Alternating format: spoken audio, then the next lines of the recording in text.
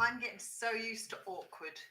Absolutely the most used to awkward. Obviously was the lesson I had to learn. But they're sitting there waiting to see whether you've gone live or not really is a bit much. I would help if I put those on. Now you can hear me. All right. I'm a little bit late today, a little bit early yesterday, a little bit late today. Like to sort of step it up, keep you on your toes. Oh dear. Hey Lauren, how you going? Hey honey, hey Scott, how you going, Gigi? Were you all waiting for me today? You all came in a queue. Ah dear, oh dear. Life is certainly so strange at the moment, isn't it? Really hard to get used to.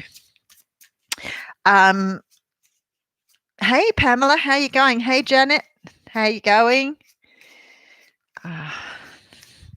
Alrighty, let's have a look at the. Just get this all out of the way. Got the notification today. Good. It doesn't seem to happen all the time, does it? Your little treat for the day. I'm very well, thanks, Scott.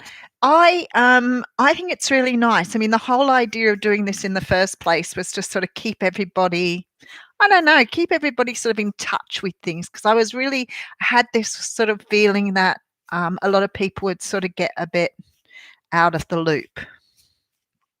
But yeah, so all right. Oh, there's our card, the Singer of Courage. Hey Jules, how you going? Singer of Courage. Did I cover everybody? Moira, how you going? Yeah, I think we've all appreciated it, honey. I do. I've really loved doing this every day, and I kept thinking I'll be going back to work soon and I won't be able to do it on a regular basis. But it has been so nice to just sort of have that little break in the day where we can all just say hello and, I don't know, do a little bit of fun stuff, talk about some ridiculous things like we did yesterday, but have so much fun with it. And I think it's nice to have people to talk about silly stuff too. All right. The Singer of Courage has come out today. Most people have decided by the age of 3 or 4 what they must do in order to survive. From this decision, this belief about how the world is, most of our fears and self-limitations grow. So this is what we talk about all the time. Hey, Denise, how you going? You haven't come through on the other website this time. So I think this is really interesting because we've had this a lot lately, and I'll let you know about my dream last night so I can let you know what's going on too. So you've decided by the age of 3 or 4 what you must do in order to survive. So if you've had a fairly sort of hectic or abusive childhood, you've already had a lot of expectations in place by then. From this decision, the belief about how the world is, most of our fears and self-limitations grow. Have we the courage to discover and break through these limiting beliefs, awaken to greater possibilities, and go for our objectives? We need to transcend our fears and accept the gift of courage. I know this is what I'm personally working through. I know it's what the universe is working us through. The eclipses are to do with this sort of energy.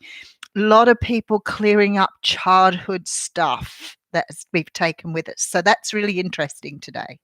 So last night I dreamed I had a boy standing beside my bed. I was dreaming. I knew I was dreaming. I knew I was dreaming, but I was screaming for my mum and dad to come and help me, and no voices would come out. And all I did was try.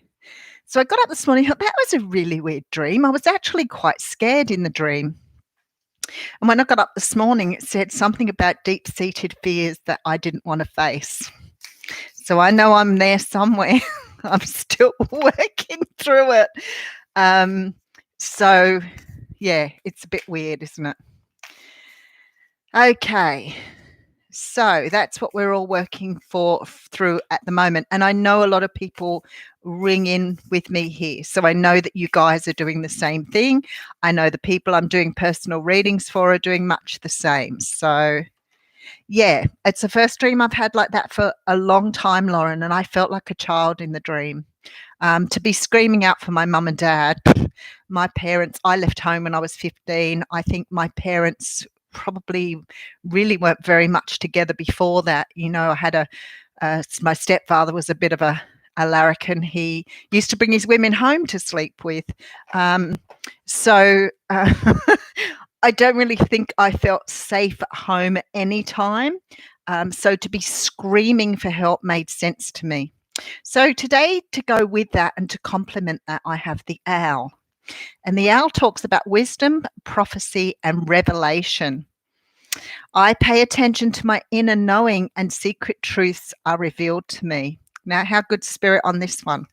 All right. There may be more going on than meets the eye. Look beneath the surface to find your spiritual truth.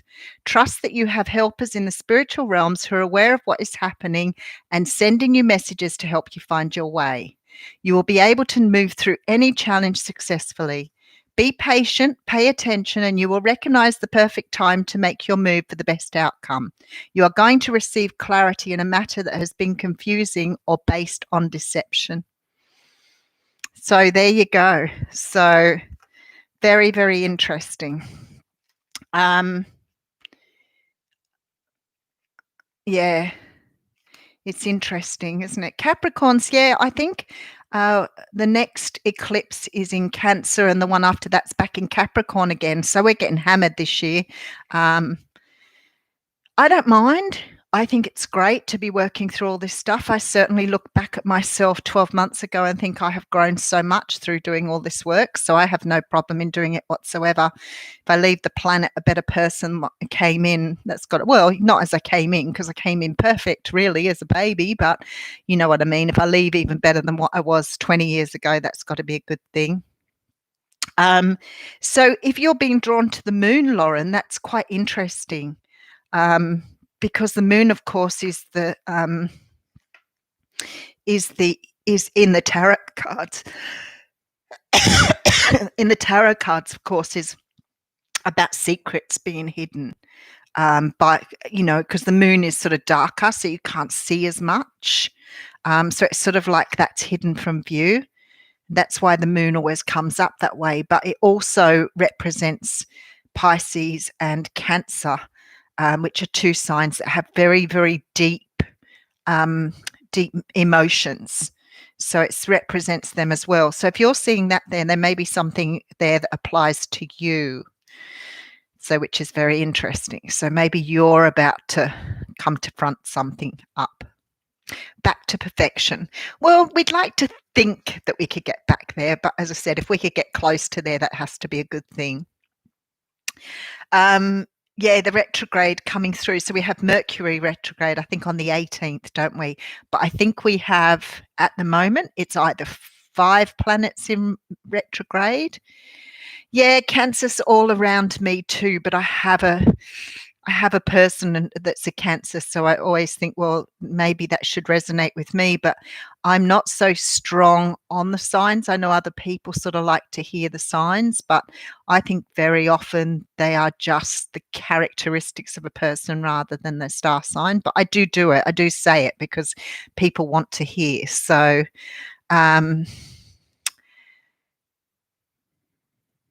oh my goodness, Gigi. So the person I know is the other way around to you. So very similar, but that's really, you're probably lucky that you have a Libra sun with the other two to balance you out a little bit. Because I always think the Libra moon is good for me. Susan's a Cancerian, a lot of Cancer energy, a lot of Capricorn energy. I feel that the Capricorn Cancer thing is because we're on the extremes, we're the complete opposites. And there seems to be a lot of Cancer Capricorn energy this year in the moon cycles, the planetary movements. So Moira's Capricorn rising, Pisces sun, Pisces moon, a lot of Pisces there, but a good little bit of Earth to just balance you out a little bit. Moon and rising for Scorpio. Oh, Susan. Oh, that's not a nice dream. I thought mine wasn't nice. Oh, there you go. Rachel says she's a Cancer too. Capricorn. Okay, so Honey's got a Capricorn sun, Pisces moon, Aquarius. There's a lot of Pisces here. Have you noticed that? North Node in Pisces. Jeanette says she's a Libra. Lauren is an Aries Taurus cusper with Cancer. So you can learn a lot from your signs, but you sort of have to understand what the signs represent and what houses they were in when you were born to really get a good understanding. North Nodes, Cancer rising for Jules. Sarah, you need to learn a little bit. Moira.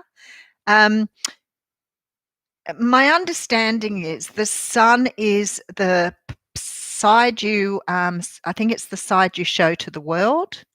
Your moon is your deeper understanding, your deeper personality. Your rising is how other people see you. And then, of course, the other signs have specific meanings. So like Venus is to do with how you show your love. So it's sort of when you start getting into, hey, Calvin, how you going? Nice to see you on here. Moon is the depth of the soul. Yes, the deeper than the sun sign. So the sun signs are sort of part you show to the world. That's who you show. But your moon sign's like your deeper personality. It is a skin problem too. The moon in Scorpio is very able to adapt to the darkness. Moon connects to mother, sun to father. And like I say, the sun signs in the general astrology that we see is the most important, but in Vedic astrology, they follow more the moon signs. Now, I have been reading quite a lot lately about your ascendant or your rising, because they're saying that that is very important at the moment with all these changes in the planets. So yeah, you've had a Cancer in the family too. So Cancer moon, yeah, it's really cool, isn't it? The North Node, the South Node is where you are when you're born, and the North Node is where you work your way through to in this lifetime. So where you were born, the energy around you when you were born, those learnings are with you when you come, and you've got to work your way through to the North Node. So in effect, the North Node's where you need to be. That's my understanding. And we have a Leo, Jeanette. Well, Saturn is the representative sign for Capricorn, and it's about your work, as far as I'm understanding, about your work, your approach to work, those sort of things. And I think that's why it rules Capricorn. But Taurus rising, yeah, your Saturn is Cappy, yeah.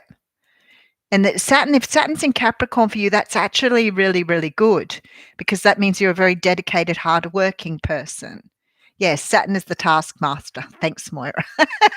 I feel the Saturn energy. I've been working all my life to get away from that Saturn energy. So I feel like for a Capricorn, I was such a Capricorn when I was probably in my teens and those years. I'm still a little bit of a workaholic, but I pick and choose a little bit more about what I want to do now. And I'm not so keen to get to the top. I've done the top. I'm not so keen to stay there. And I feel that's because probably the last maybe 10 years or so, my Libra moon has started to really chime in, and I've started to get used to that. So I have Scorpio rising or Scorpio on the ascendant. So I know a couple of people have said to me they thought that's what I was, which I think is really strange how that comes through. But I actually have Scorpio in my North Node too. So when I look at the difference between like Cancer and Capricorn, I think Capricorn and Scorpio, same, very, very different energies for both of them. Yeah, I always tell people to use cafe astrology, because cafe astrology, the chart they have there is quite easy to use. Yeah, I'm sort of getting past. Look, people still say I'm a workaholic. People will still say that to me. And sometimes when I talk about what I do during the course of a day, people are quite shocked that I can fit so much into my day, but I don't think I'm that busy. So when I look back to what I was doing years ago, I think, wow, that was just so much. I couldn't do that again. Like, think about this. I was working in the pub between 40 and 50 hours a week. I was raising 3 children, going to TAFE and doing a placement in a refuge. And I think now, and my house was always immaculate. Everything was, and my daughter used to say, I don't know how you did it all. I don't know either, but I did, and I did it really well. I can't do as much as that nowadays. It just would knock me out to try and keep doing that, but that's what I was doing. So I managed to go through TAFE. I did a 6-month course, a 2-year course, went back and did another 2-year course, all in a row. So that was 4.5 years at TAFE. To get to do, well, I didn't know what I wanted to do to start with. So I did a course first off just to sort of get back into, because I left school pretty young, to get back into sort of understanding what I knew, I guess. But I hadn't lost a lot of that, which really surprised me. And then I did a couple of courses to get myself ready for university because I wanted to do university. And then I went back and did a 2-year course in youth work to become a youth worker. So that's where I sort of started the welfare journey. Up until that point, I'd been doing a retail and hospitality. And then once I did my youth work diploma, I'd been at youth work for maybe a year, and then I started my first degree then. So it was just ongoing for me. When I went to TAFE, so my children would have been about 11, 12, 13 years old probably by the time I'd started back there.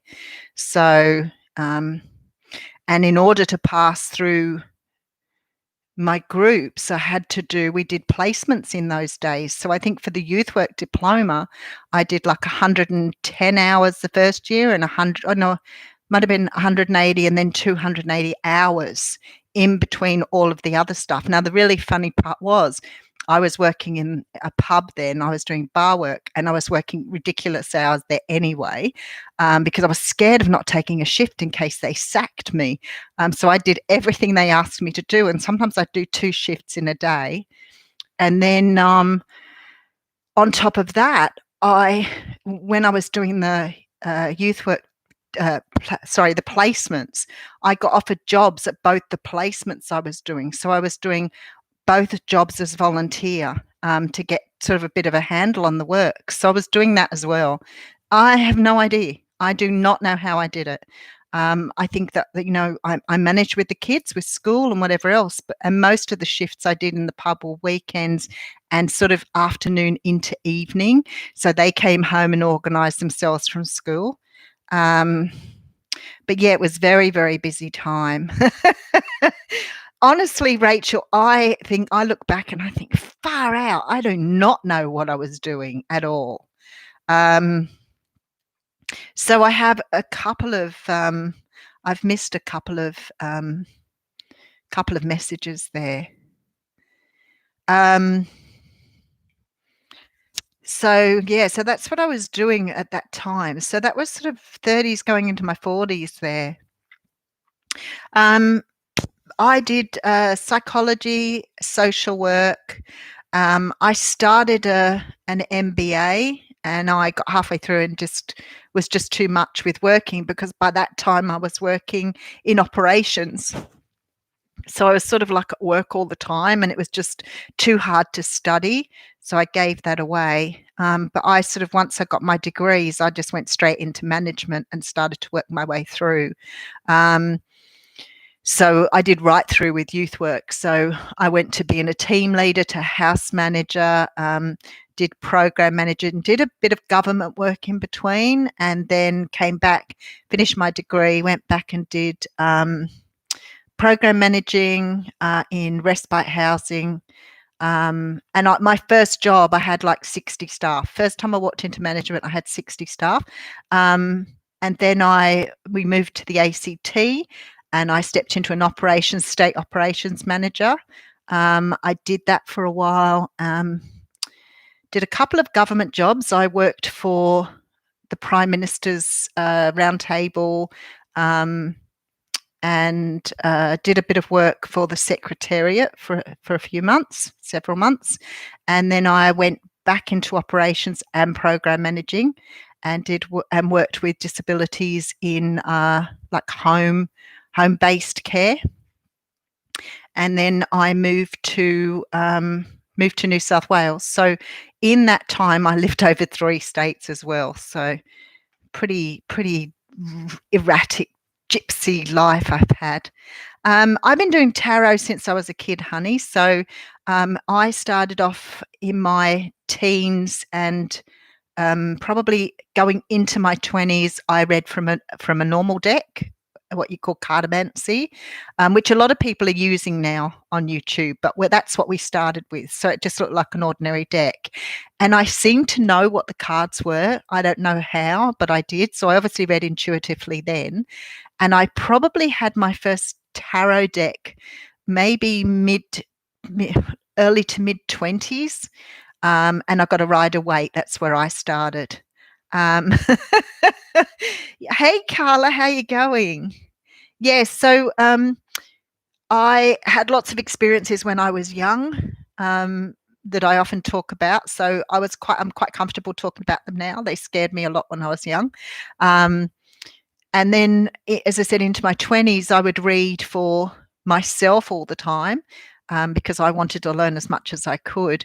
And then probably sort of towards my late 20s, I started reading for other people, but I would only read for people who were close to me because I didn't feel comfortable reading for strangers. So doing this work now, I've probably been reading for like general public as more of a professional thing for about the last 10 years.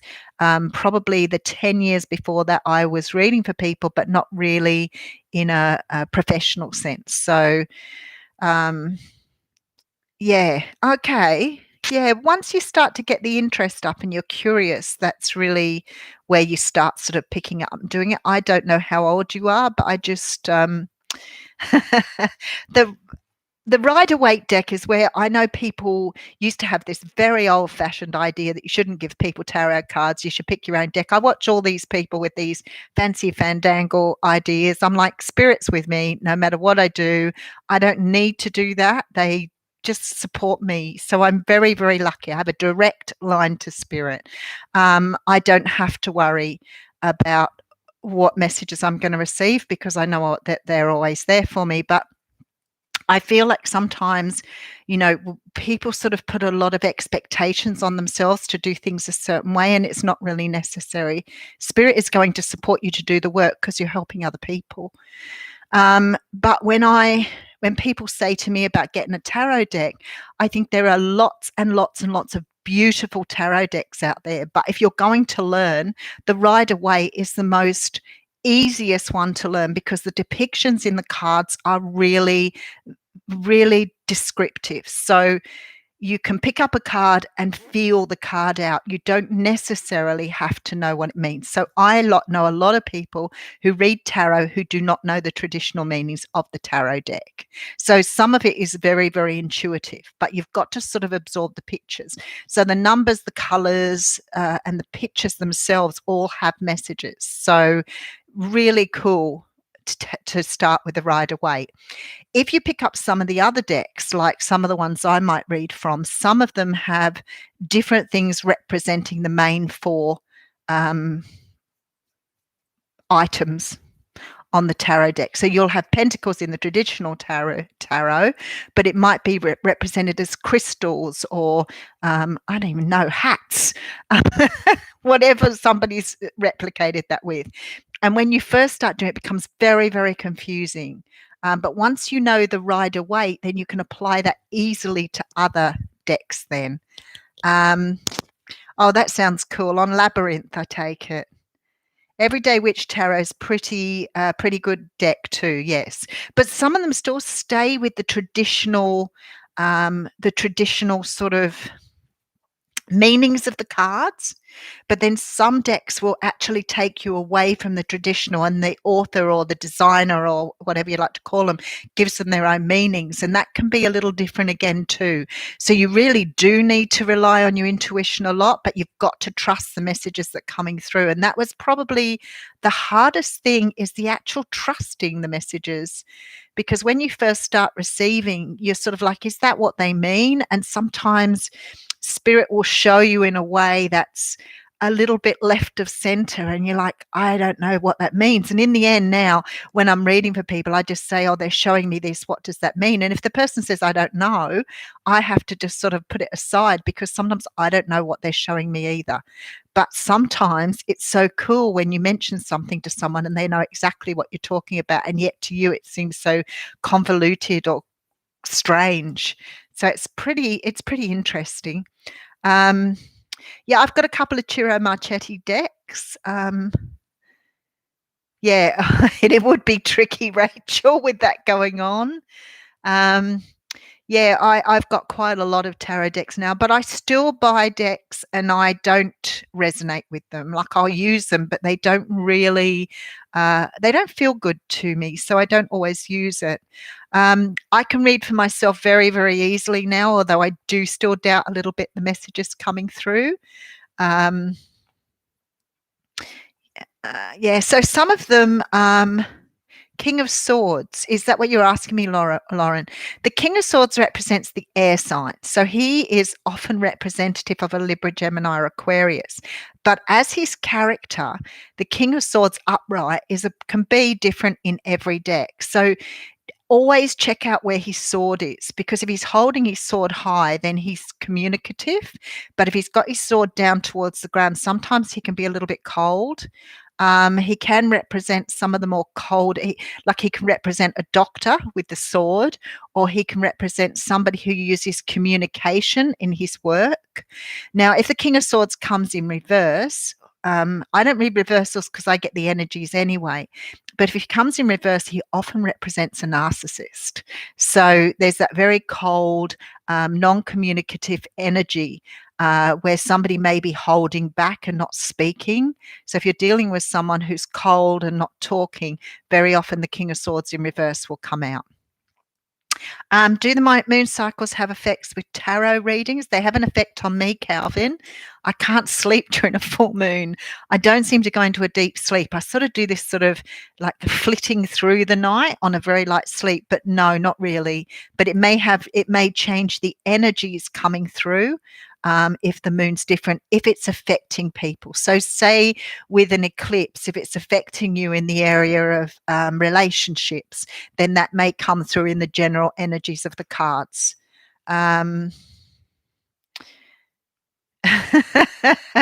You like all desks. Do you mean decks, don't you? Oh, wow, that's beautiful. Hey, Jane, how you going? Cars?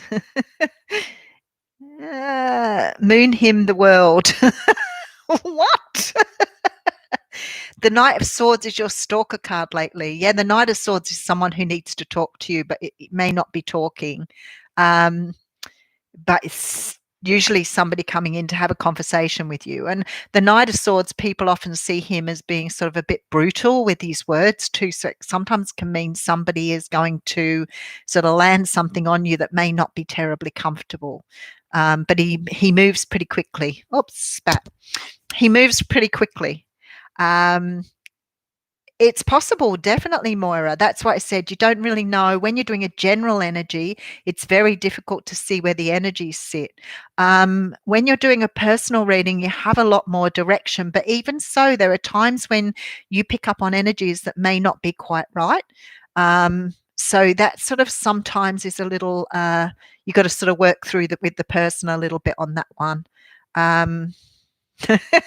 Lauren. You're too funny. Yeah, swords. So if you imagine, for example, with the swords, if you've got like a Rider-Waite deck, let me just grab a tarot. Hang on.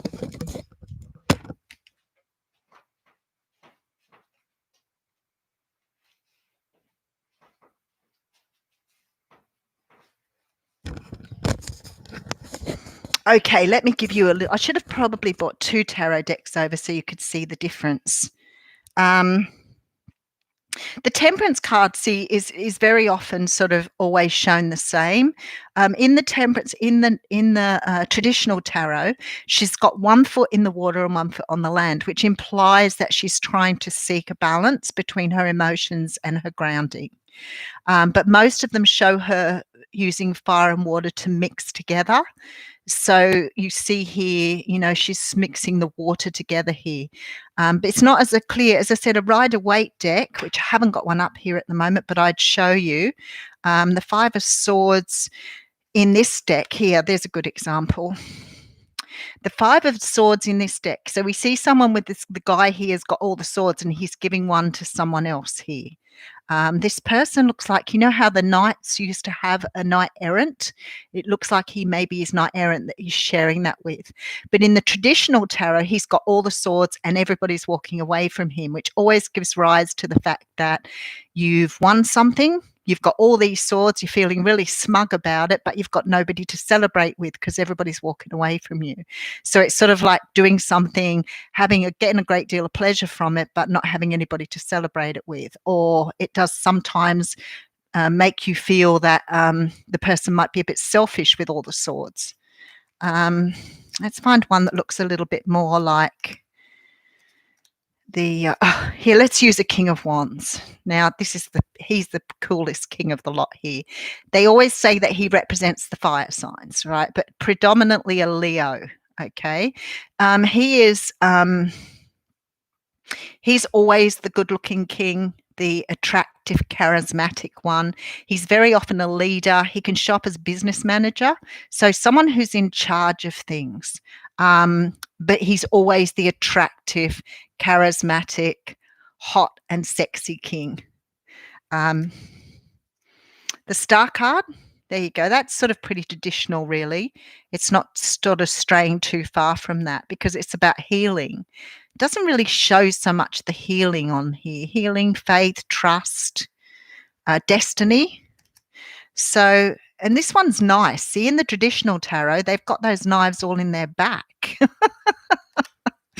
I just wanted to have a look at the sword suit. So I won't go through them all today because the sword suit's probably, somebody just asked me about the King of Swords. Hang on 2 seconds. If we can find his little person. Only because you asked me about the King of Swords.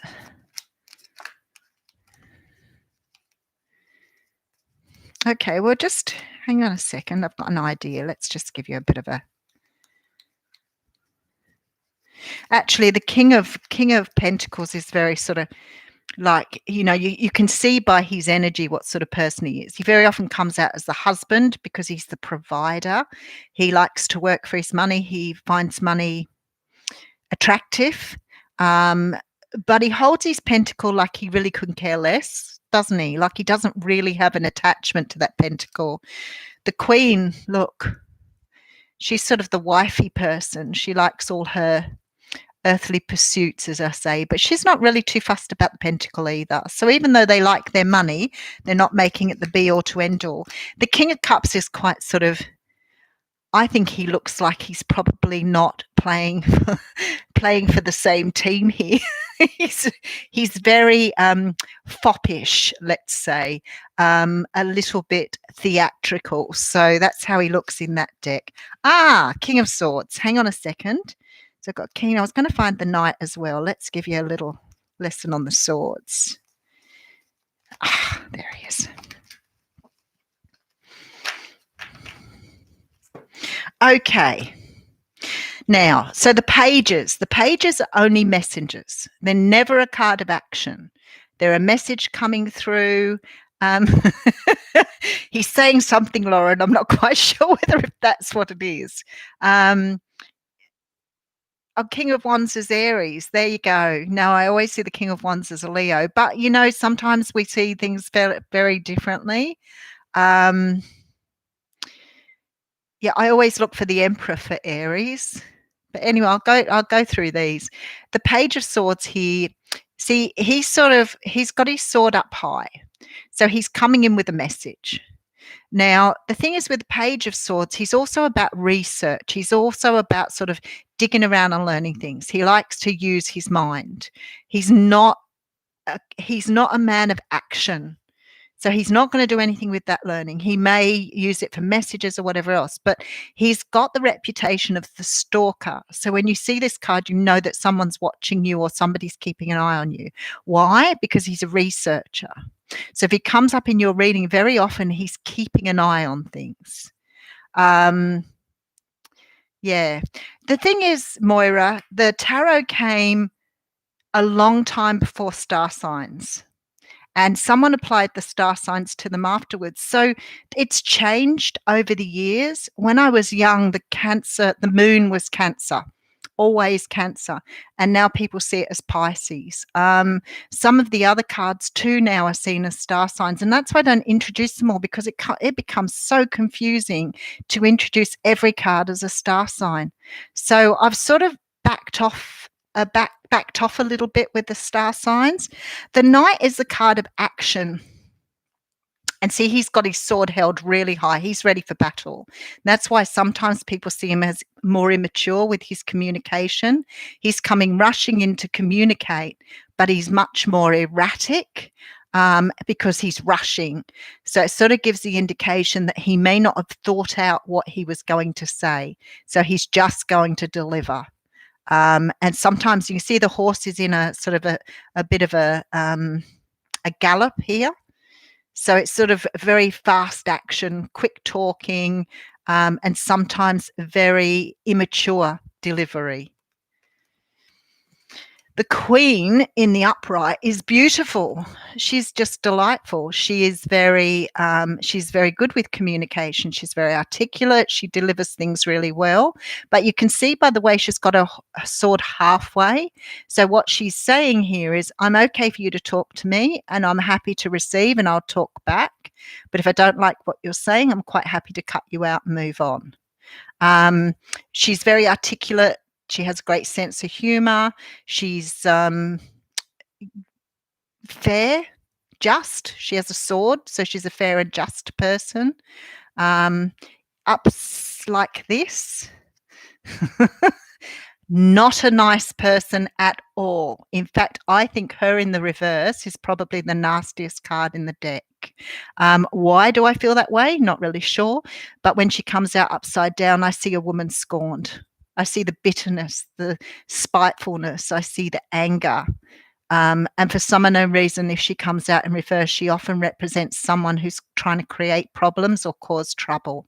So for me, she's probably the most negative in the reverse. This king has his sword down. He's contemplating. He's not really focusing on what's going on. He almost looks like he's ready to run out of the door. So when I see, when Spirit gets me to draw cards from a particular deck, I think it's because the cards represent something different in each deck. So in some of the decks, he has the sword up. So this is a person who's thinking about talking. He's not ready to deliver like the Queen is. The Queen's ready for battle. But he's not. He's in contemplation mode. So the King of Swords is the same. If you get him in the reverse, he can sometimes represent someone who's very narcissistic. But he's certainly looking like he's trying to get away with something in this deck. So it's always good to have a look at how the person in there is standing. Take note of the colour. So blue represents the throat chakra. So we think that if he's blue, he should be ready to speak up and say something, but he's shrouded in purple and pink and a little bit of red. So he's got a little bit of passion, not a lot, just a little bit. He's a pretty cold sort of person. That's why I always think that they work in an industry where they probably have to use their voice, communication. This guy has on blue, which means he should be a good talker. But because he's got a little bit of purple and pink around him, I feel like he's very guarded and probably not using his intuition as well as he should. So it makes him very logical. That's why they seem to come across as logical people too. So it's sort of like taking all that in when you're doing it. Yeah, the Hanged Man for Pisces, yep. Yeah, that's what I said. Some decks tend to do that. As I said, I've been reading tarot for a long time. It had nothing to do with astrology when I first started. That's been something that's come out probably in the last maybe 15 years, where people started sort of going back to relate them back to astrology. And I think in some readings it's really helpful. if you're using the court cards. But if you're giving every card, some of the readers will call every card a star sign, and I find that confusing. I find that just a bit too confusing. King of Pentacles, the Hangman card of Pisces, yes. Kings as cardinal signs. Yeah, I read that. Yeah, in one of the decks, the pentacles are really big. Not so much. I think it's in the Chira Marchetti deck. I don't think they're quite so big in here. But the poor little page in the Chira Marchetti deck, the pentacle is nearly as big as him. It's huge. No, they're sort of like quite normal looking in this deck, really. They don't look overly large. No. That's a knight. So it's sort of like you would imagine a pentacle would look that size. Some of the cards in this deck are really, really good, and they're really, really traditional, like the Hierophant. You can really see what he looks at. And some of the other cards are really a lot harder to sort of, they're not as clear as the Rider-Waite in terms of their pictures. Some of them are just like the traditional ones. The Four of Cups barely ever looks any different to that. So it's really clear when you look at that what's going on. So some of the cards still sort of stay with a bit more of the traditional meaning, and some of them sort of go away from it.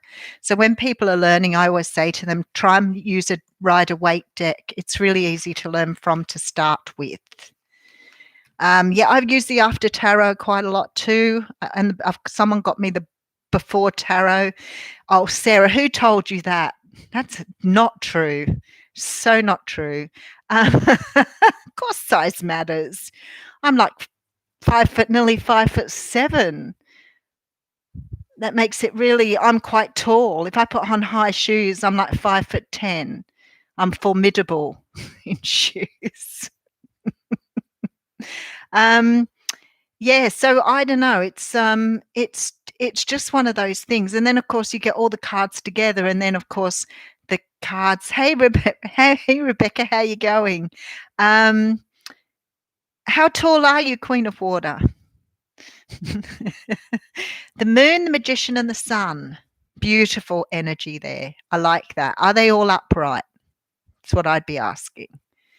The readings were 5'11" in flats. Holy dooly, Sarah. I would feel normal up against you. My friends are all small. All my friends are short. Yeah, all my friends are short. 5'4", 5'2". That's all my friends. They call me Chewbacca. Because when I'm wearing shoes, I tower above all of them. All my friends are little. It's really interesting, isn't it? Rainbow kids are coming. Somebody's talking about mirror kids now or something. This is the new thing. Oh, I should know all you people. 5'3", 5'4". 5'1" for Lauren. I must have been sitting down when I met you, Lauren. I don't remember you being like quite so. What do we say to be polite? I'm not going to call you short. Height challenged. You guys are all 5'1", 5'2" to 5'4". Wow, Sarah, you would be like Jaws out of the Bond movies, up against all these petite people. You probably had heels on. I think I was sitting down. Lots of pocket rockets there. 5'2". Vertically challenged. Thanks, honey. Vertically challenged. No, I'm 5'5", nearly 5'7". And I love wearing high shoes, but I've met lots of people who have been like, I get into the lifts even at work, and I feel, even in my flat shoes, I feel taller than everybody else. Jane's only 5'3" too. Aussie gal, there you go, 5'1". There you go. See, I mean, to be honest with you, the average height, I think, is 5'5". I think 5'5's average. So really and truly, that's quite. Oh, Denise, I love that, bite-sized. Oh, your sister's a 5'11", 5'9", and your son is 6'3". Oh, I love me a tall man. There's nothing more beautiful than having a tall man. Um, it'd be really cool, wouldn't it, to have so many, if we were all in the same room just to discover this. So it's quite interesting. So yeah, so I wear flat shoes a lot of the time because I feel awkward when I'm taller than people. I certainly don't like being taller than men. That just doesn't seem right to me. 6'5". I went out with a guy once who was 6'8", and oh my goodness, a big man. He was very, very tall. And I actually wondered if he wasn't even more than 6'8". But you've got a twin. You've never told me that before. 6'4". Oh, it's a male, not a female. Am I jumping to conclusions thinking you've got a female twin? You may have a boy twin. Yeah, we'll be able to see each other on Zoom, although we can't tell how tall or short we are, which may be a bit funny, but anyway. How interesting. Oh, your twin flame. Okay, gotcha. Calvin is 6'3" with his boots on. There you go. No, actual twin, spiritual twin. Yeah, I think mine's probably 6'3". Yeah, I don't know what it is. I don't know what it is about taller people. I don't know that. Yeah, I really do think so. Maybe you feel a little bit more secure, a little bit safer. Maybe it sort of dates back to, caveman times or, times when we were fighting or whatever, because there is something about somebody being taller than you makes you feel a bit safe. But yeah, I do like tall men. Supernatural. How about two hot men in Supernatural? I think one's 6'2" and one's 6'4" or something. Both good-looking people. We are damn sexy, Sarah. That's us tall women. Jules says she's about 5'4", but men in her family are 6 to 6'7". Nice. Yep, very nice. The air thin. Calvin said the air thinner up there. I like that. Ah, dear. Lauren, you have got, so this is really being judgmental here. I'm really speaking out of fun. I'm not being in any way derogatory. But if you're smaller, you have a greater choice of men, don't you? Because I don't know. See, I could never be a Tom Cruise fan because he's actually probably a little bit shorter than me. I wouldn't feel comfortable with that at all. Not that I haven't gone out with shorter men, but I quite like to have a man who's taller than me because then I can wear shoes. But I don't want to do the whole Nicole Kidman thing. But I guess some people are really comfortable with that. You may be okay with that, but I'm pretty shallow. I'm sorry. I just prefer to have a man that was taller than me. I don't know why I say to my daughter all the time that I have to have one shallow thing, right? I'm really comfortable with most other things, but it just doesn't feel right to me to have a shorter man. Not even Danny DeVito. No. Date the guy in the devil card. The light seers one. There is a couple of the cards. I always joke about them because every time I put them out, they look like there's one card that I've got in a deck that he looks like Bruce Willis. And then another, there's a couple of them where they actually look like actors. And I'm thinking maybe, hang on a second.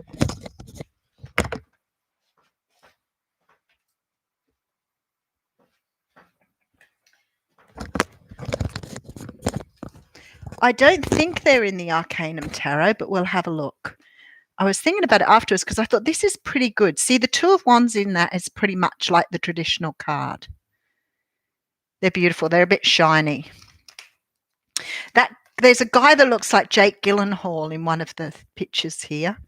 But every time I see some of these, I think, although she looks a bit like Grace Kelly, he looks a little bit like Adam Levine. The King of Cups looks a bit prissy on this one too, doesn't he? I don't know what it is about the King of Cups. They make him look a bit soft and delicate little flower. There you go.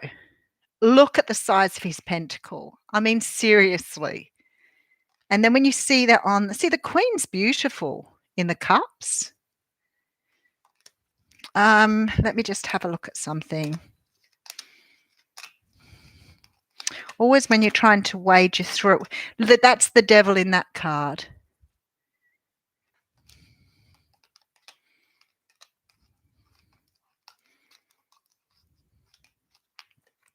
It's the same as the Chariot, because in this deck the Chariot's moving, but in the traditional deck the Chariot's not moving at all.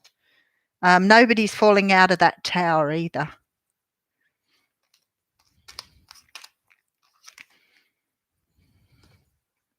That's not the one I was thinking of either. I actually, but her pentacle's very large. So it's a her on this card, in this deck, not a he. The King of Swords, look, see, sword up. That's why you have to watch the decks you're using, because every king looks different. But see, he's a handsome chap, isn't he? But he's got his sword up and ready. He's ready for battle. You can see he's ready to go. This deck is the Arcanum Tarot. The Thelema, there's the Thelema, the Arcanum, and there's another deck as well. I haven't got the other one. But somebody asked me, and I'm pretty sure it was this card. There's one of the guys on here looks, although she looks like the girl out of Game of Thrones. King of Wands, very handsome and hot on this one. All in red, passionate.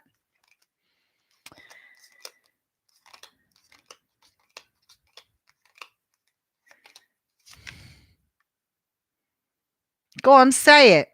Look at the size of his pentacle. That's huge. So what does that imply? That he has a lot of money? Really? Yeah, the Chariot, the traditional meaning of the Chariot is actually stagnancy, to be stuck. But in some of the decks, they show the Chariot moving. And that's why I said it makes a difference every time. He focuses on his wealth and works hard. He doesn't look like he's working very hard there. He looks like he's admiring his money.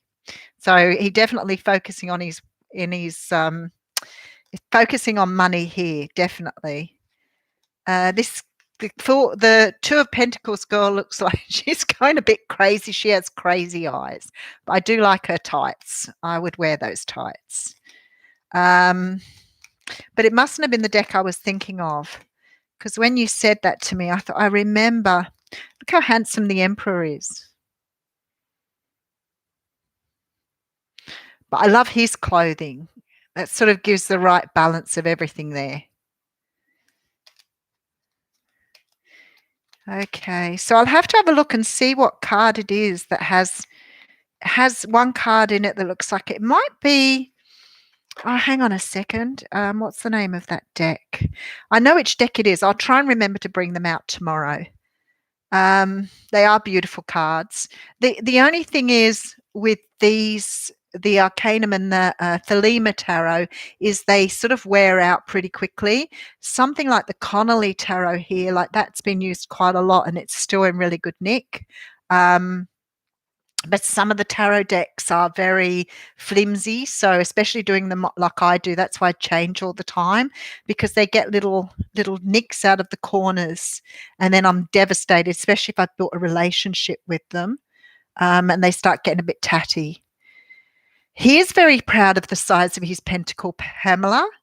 And that's why, because Sarah said earlier that size didn't matter. I've just proven to you that size does matter when it comes to pentacles. Very important. Fashion is key. The colours of your clothes make a lot of difference when you're talking tarot.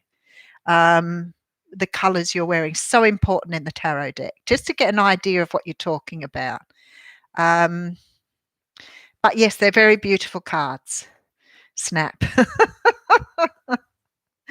Yeah, they're good fun though. I really enjoy that, and I've got, like, I go backwards and forwards between a lot of different decks because of the that one you're talking about, Tarot of Dreams, I think it is. That's the one I think that looks like it's been modelled on actors. You're never going to offend the King of Wands. He's still the hottest king in the deck. That's what. Oh, look. See, there he heard me. Although he isn't as handsome in this deck as what he is in the other one. But it's been fun talking about them, though. I just think, really take note of the colours you see in the. Sometimes when you lay them out in a reading, and you lay them out, and it's just all green. All the cards are green. So he can hear me. What's my favourite deck at the moment? I'm a bit stuck on the Connolly Tarot. Somebody gave this one to me and I hadn't used it before, and I've swapped the others over a few times, but I'm totally in love with this one at the moment. The pictures aren't traditional. Some of them are a bit more traditional than others, but the colours are just stunning. The colours are stunning on them. And like I said, I get a really good... See, the Emperor in this card...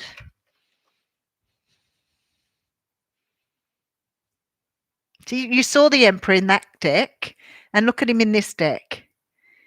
So I always look at him, I think, here's a man that's got a lot of green on.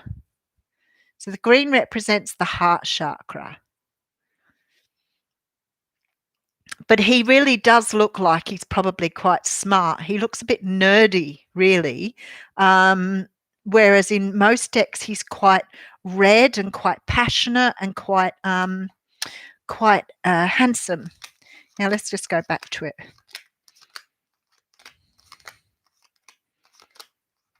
Oh, there he is. Good, I didn't have to dig too far.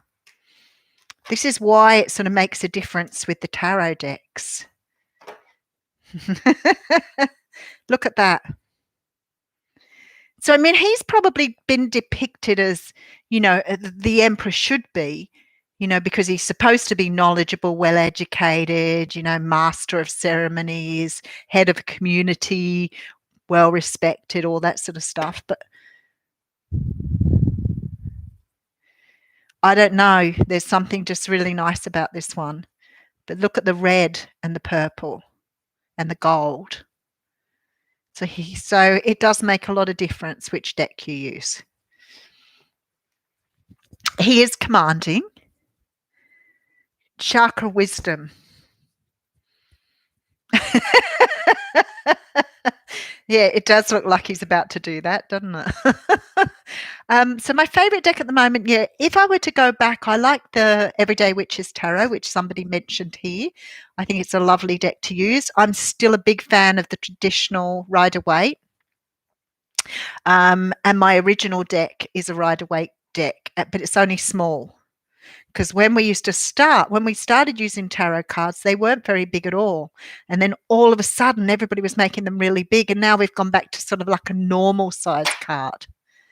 But in between, they were huge. Yeah, I don't have enough, Aussie gal. I don't have enough. I have a cupboard full. I still don't have enough. But yeah, they're just beautiful. Chira Martetti's decks are always beautiful. They're always just so stunning in the colours and the way they're made up and everything. I've got some that I've bought along the way that I've never grown, because we were talking about this last time and I couldn't remember the name of the deck. I'm glad you're backing down, Sarah. I bought the Steampunk Tarot because I loved the look of them. Somebody used them on one of the shows, readers, and I thought, wow, they're beautiful. And I bought them home and they're beautifully boxed and everything, but I've just never gelled with them. I just can't quite get with the program. So Illuminati. Yeah, it's funny, isn't it, how you can't connect sometimes to a particular deck. No idea why that is, really. But I think you've got to be able to. I mean, I do like the traditional depictions, but I can read without them. Lauren said she'd bought the Akashic Tarot. Somebody gave that to one of my friends, gave that one to me. And it's one of those ones I was talking about where the, traditional wands, pentacles, swords and cups are represented by different things. Now, some of them are quite easy to sort of get by. You're welcome, Rachel. It's been beautiful having you on board. Thank you for joining us. And my lunch break's nearly over too, so I'll be going shortly. Yes, absolutely. The Lovers in the Gilded Tarot. So I've been using the Gilded Tarot a little bit here. My deck was getting a bit tatty and someone bought me a new deck, so it's beautiful. Oh, very nice. Sounds good, Rachel. Yeah, it's a little different. Now, I've got to tell you, Lauren, something funny. The girl that gave me the Akashic one, or the Akashic Tarot, the day that she gave it to me, I drew 3 cards out of it. That's what I do. So I pick up the deck and I have a little bit of a feel of it, and I pick just 3 cards to see if I can read them. And the first time I did that, the 3 cards were absolutely perfect timing, exactly what I was going through at the time. Blowout energy. I was so impressed. But then when I went to use them next time, I couldn't quite get in the flow of them. So you've got the Akashic Tarot too. Yeah, I don't know. It just takes a little while. But I really, because you watched me a few weeks ago, I was using that golden black, the golden black. It That's good, Lauren. The golden black tarot that I bought, the shiny one, which was quite expensive, but such a stunning deck. And since I bought that, there's been, because I've never seen it before, and now there's a few readers on YouTube that have the same decks. You should do a review video of your collection. Some people do that on YouTube. There's a couple of readers who do card reviews. I remember I don't think it was this one. I think it might have been the Tarot of Dreams, the one I was talking about, which is a Ciro Marchetti deck. And I remember just absolutely falling in love with it. And I used it for a little while too. And I remember looking at the reviews on that, and everybody panned it because it isn't traditional pictures, and people couldn't read because the pictures weren't as clear. So I think that there's always this need for people to start off with traditional decks and then move to some of the others. But as I said, some people I know, I have a couple of people who I've been quite close to over the years who don't read at all from the tradition. They read completely intuitively. Golden Art Nouveau. Yeah, well, there you go. I haven't actually seen that one, Moira. I'll have to go and have a look at that. Somebody bought me a beautiful deck here that I've used a couple of times. But yeah, getting used to them. And I don't get bored, but I like to move around a bit with the tarot. I'd rather not stay with the same things. And some of the tarots I've had for a very long time, and they are still in beautiful condition. And others I use maybe 2 or 3 times, and you can see them getting shabby around the corners. So oh, I love a lot of readers, Denise. I go through fads and phases. At the moment, I'm sort of trying to tune out a little bit from some of the readers because of the twin flame thing. Because obviously a lot of us are on a similar journey, and sometimes it's really difficult when you get conflicting readers. So I tend to sort of go to the readers who do the self-evolvement stuff, around what we need to be working on. So one of my favorite readers is Unconditional Healing. I think she's absolutely amazing, and she's very funny too. I really like her readings. There are a few of them that Ignatius Wallace, Tree of Life. I love her readings, but she does talk quite a lot around the twin flame energies. Oh my goodness, there's too many of them, and I'm trying to think of somebody and I can't think. I probably watch on a regular basis, maybe about 6, and a couple of them would do the twin flame love readings, and the others would do more of the self-development, self-work. There's a couple of readers who do twin flame readings who are incredibly good at picking up like the childhood trauma, talking people through that, which is really good. Yeah, so Erica Elmetz, I like her too. I think she's really good, honey. She's one of my favorites. And Fierce Tarot. I really like Fierce Tarot, but she does more the lovey stuff. but I think she's really good too.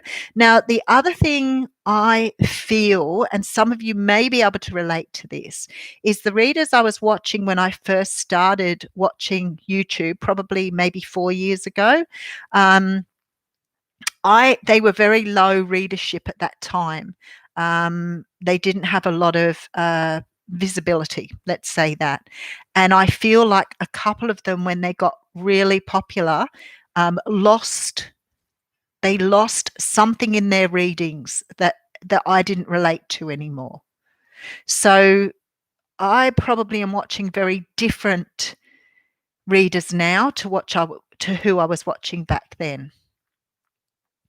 Yeah, I think that Soulful Revolution, Soulful Revolution I was watching for a while. I've sort of backed off her a little bit.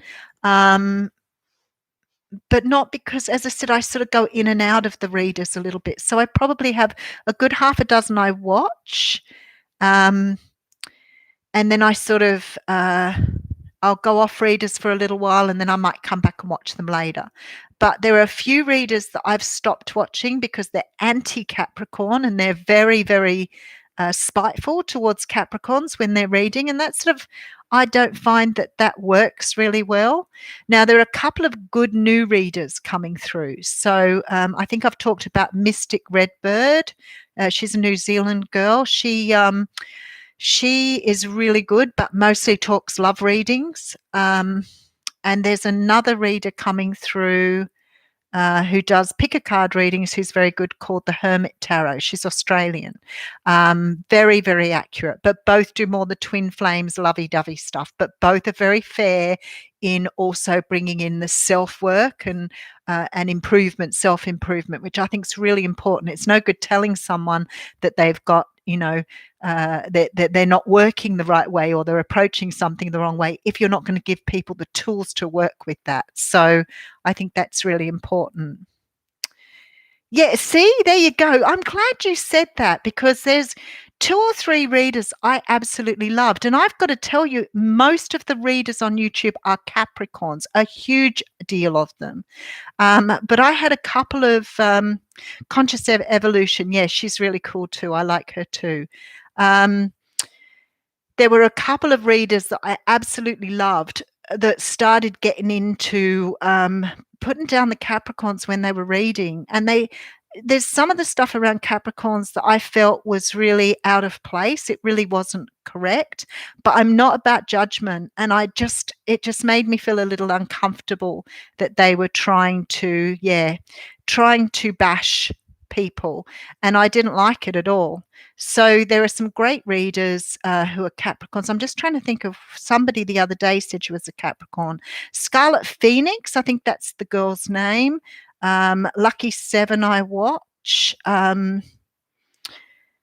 Somebody on there the other day said they were a Capricorn, and I didn't realize that they hadn't mentioned it before.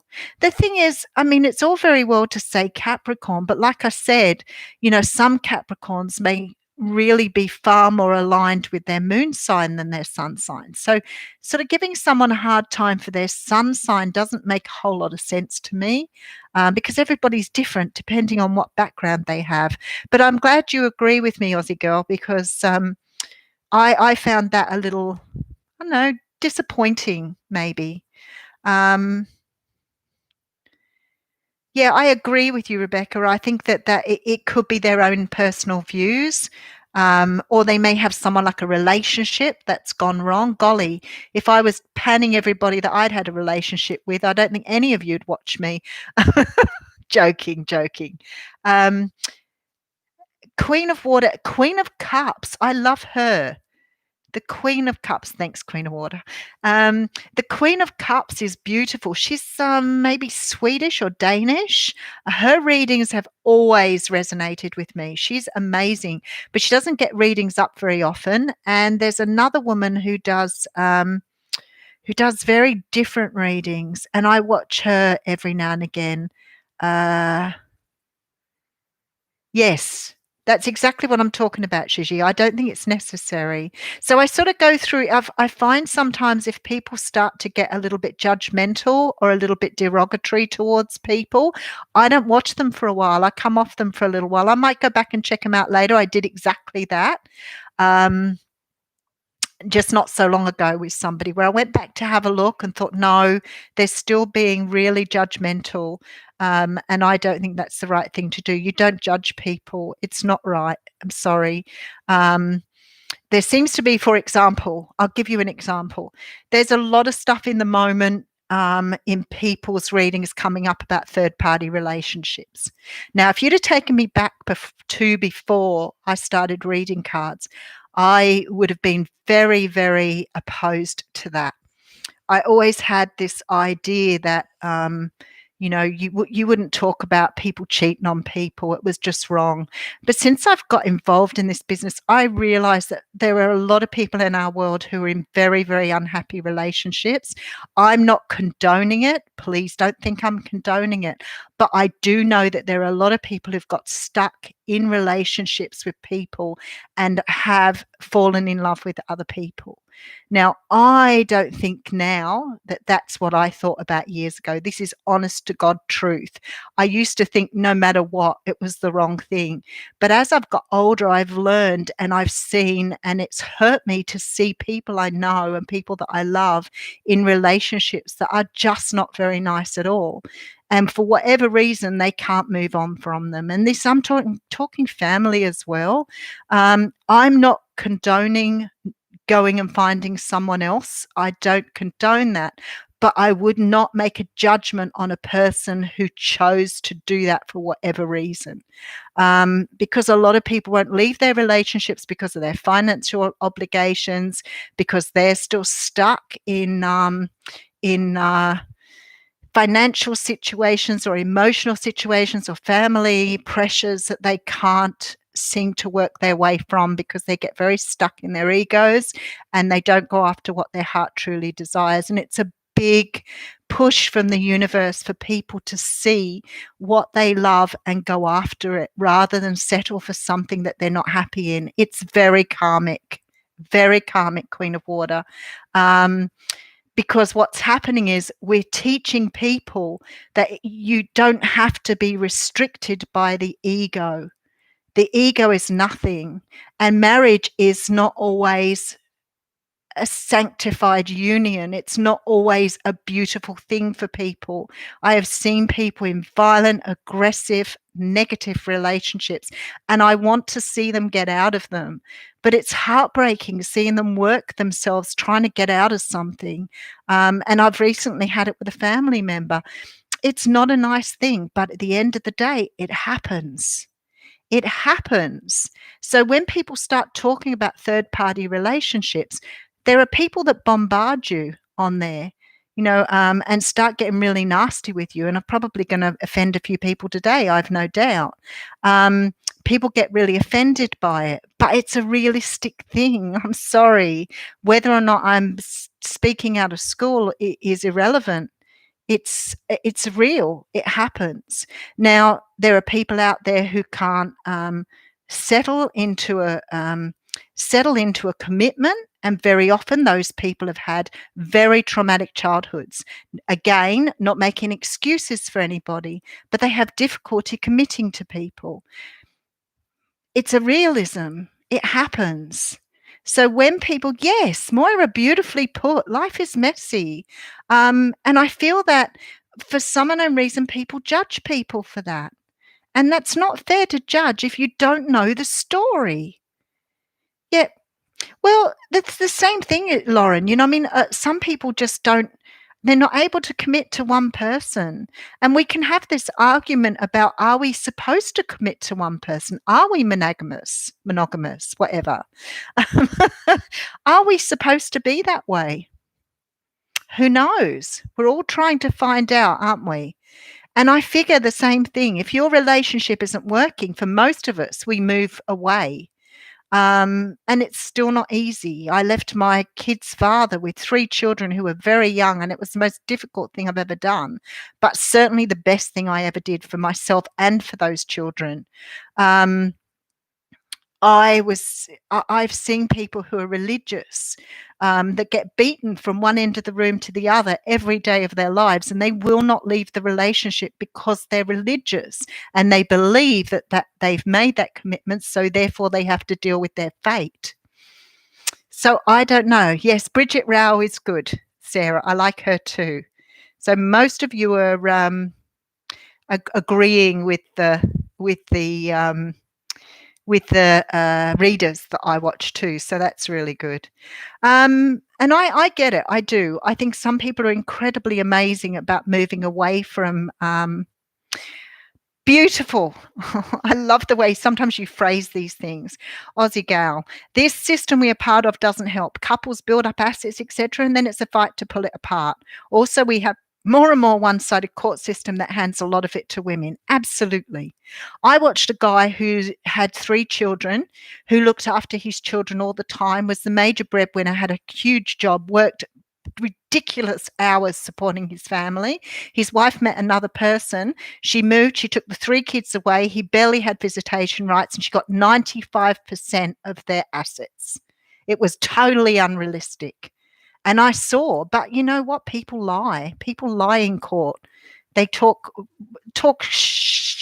terrible stuff, which is not right. But yeah, I just think that we have no right to make judgment. That's what I'm coming down to. You do not know what goes on behind closed doors. You do not know what happens to people. But I can tell you now, I have not only worked with a lot of those people along the way, doing readings for people who are stuck in miserable lifestyles. I know family members who are stuck in miserable relationships and been years and years together. They barely have any intimacy, if any at all. And they stay together because their children are there or because the house is like it is, and they fight like cats and dogs. Like, really, is that good for the children? So I don't know. I can't make a judgment for them. I can't say you should be leaving this, you're not treating your children right, or you should be leaving this relationship because you're cruel to your partner. That's not my place to say it. So when I come on and see tarot cards saying it, tarot readers saying it, I'm like, don't put that pressure on people. You don't know people's story. You don't know what they're going through. You don't know what their life's like. How can you make that judgment towards them like that and be derogatory and rude?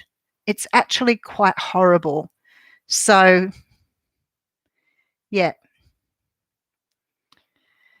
Yeah, and the poor man was the one, because he was quite the guy I know that that happened to was very yeah, see, as a kid, I was happy when my parents divorced. Thanks, Angelica.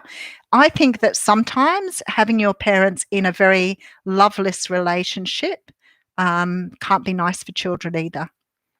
It can't be nice for children. My parents, oh my goodness, they'd close the doors so we couldn't hear them, and oh my goodness, then yell the house down, and we'd hear everything. I don't know why they thought that closing the doors was going to stop us from hearing what they were saying. I mean, my parents used words that I didn't even know what they meant in those days. But anyway, yeah, see, I think that for a lot of people, it probably isn't, it isn't nice to hear people making judgments on people. And if you're in a relationship and you've fallen in love with someone who's married for whatever reason, you don't always have control about how you feel. You can turn your back as much as you want to, but your feelings don't go anywhere. It's really, really tough. And I know that from speaking to people. So you can't make a judgment. You can't make a judgment. You don't know what has happened within that relationship. You don't know what's happened to that person. But I can tell you it happens a lot more than what people think it does. You cannot turn your feelings off at all, Lauren. That's it. I agree, Moira, but they do. They do. And so when I was saying about, tarot card readers, I have gone through phases where I've loved people and then they do or say something that's completely off, and I think, oh, well, I'll just let that one ride. And then when they do it again, I think, oh, no, I'm probably not watching you anymore. I don't want to hear that stuff. I don't want to hear, negativity towards people. I can manage to deliver negative stuff in the best possible way I can. And I feel like it's my duty. It's a role model thing. I'm not saying I'm, better than anybody else, but I certainly wouldn't make a judgment on a person. I don't think it's the right thing to do. I think you're right, Gigi. I think that adults think that children are stupid, a bit like presidents think their population's silly. I just do what I do, Scott.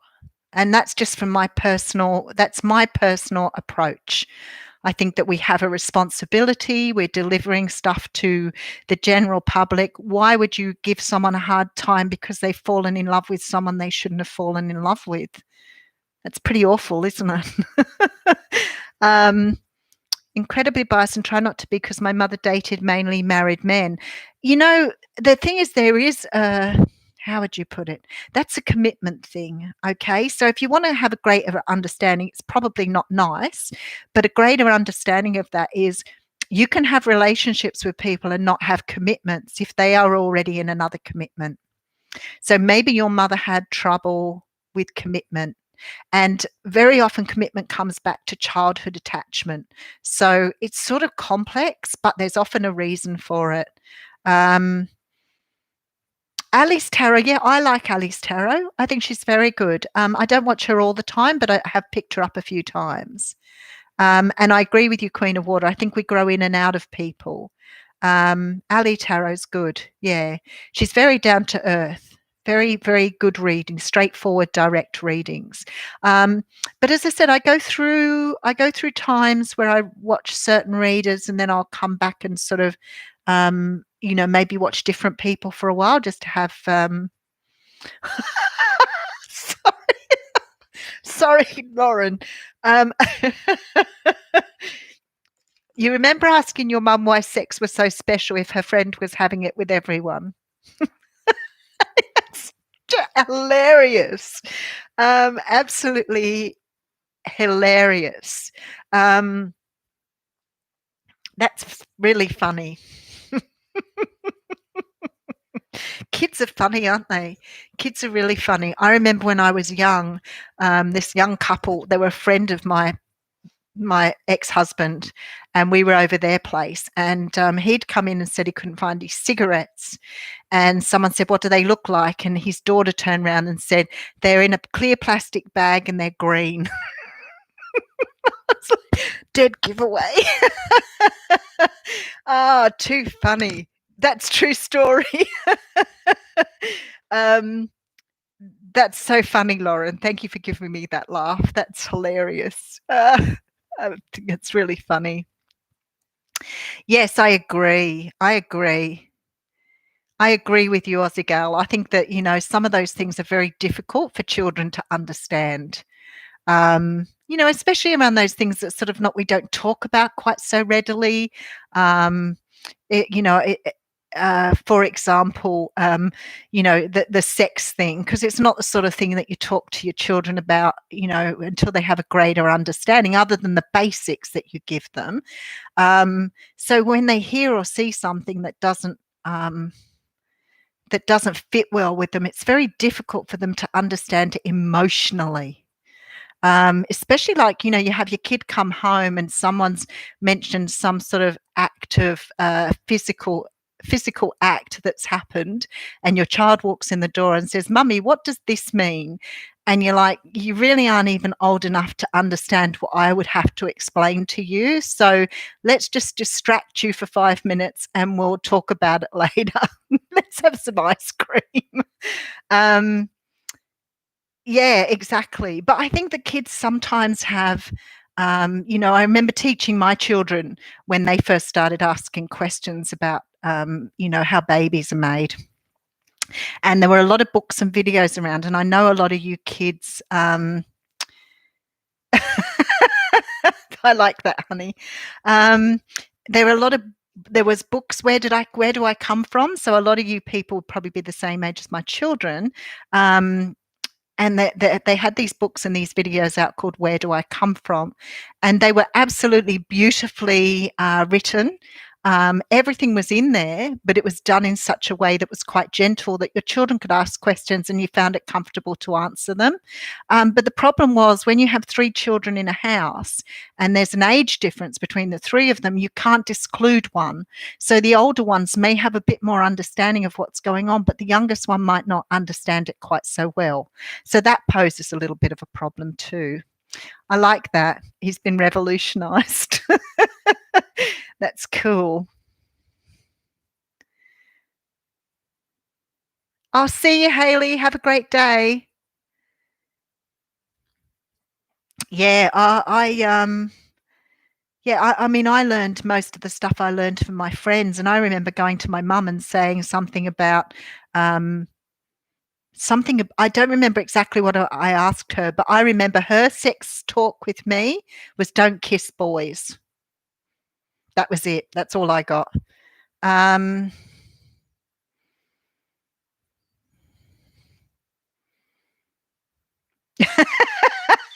Your kids are cool. Ah, dear. Yeah, no, I got much more explicit questions from my daughter when she was way too young to be asking what certain things were. So, you had the book, yeah. Where Do I Come From? The video was really good too, and it was really easy to sort of explain because the basics were there. It was really they gave you the language to use, which I found really, really good. But I tried to inform my kids quite young so they had an understanding, because I know how I learned from other kids, and it probably wasn't the best way to learn. So I think that you do have to give your kids a little bit of understanding for their own protection. Anyway, I better go. I've been on an hour and a half today. Oof. There goes my lunch break. All right, I will see you. I better go. I will catch up with you. Today is Wednesday. I'll catch up with you tomorrow. Thank you for the chat. It's been really cool. Bye, Scott. Men's duration, and she nearly fainted. I like that, men's duration. You have a great day, all of you. Much love. Thank you so much for joining me. Mwah.